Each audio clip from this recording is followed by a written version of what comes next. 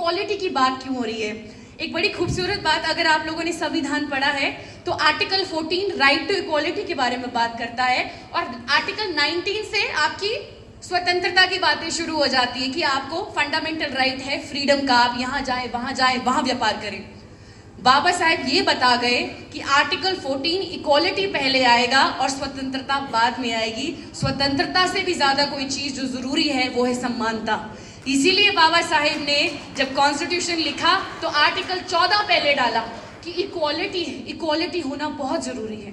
महिलाएं यहाँ बैठी हैं, अब आपसे सवाल करेंगे भैया महिलाओं के लिए क्या किया बाबा साहेब ने? कॉन्स्टिट्यूशन के बियॉन्ड देखिए, जब पहले कानून मंत्री बने तो हिंदू कोड बिल लाए थे, अगर आप लोगों को याद होगा।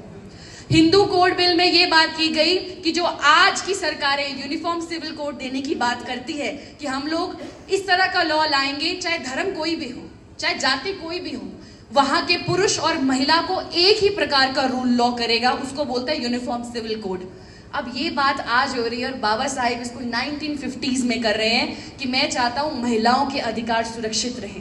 जो आज औरतें डिवोर्स ले पाती हैं, अगर वो एक पीड़ित शादी में है उससे बाहर निकल पाती हैं, सम्मान से जी पाती हैं और मेंटेनेंस भी लेनी पड़ती है, ये सब आपका हिंदू मैरिज एक्ट में बाबा साहिब महिलाओं को तोहफा दे गए। हिंदू सक्सेशन एक्ट में महिलाओं को प्रॉपर्टी इनहेरिट करने का कुछ भी नहीं था। माय डियर लेडीज, हम कुछ भी नहीं है। हम जब शादी करके जाती हैं तो ससुराल कहता है मायका तुम्हारा, और मायके में लड़की आ जाए तो कहते हैं यहाँ क्या रखा है तुम्हारा, है ना? तो कुछ भी नहीं है। प्रॉपर्टी का जो हक था वो बाबा साहिब दे गए आपके सक्सेशन एक्ट से।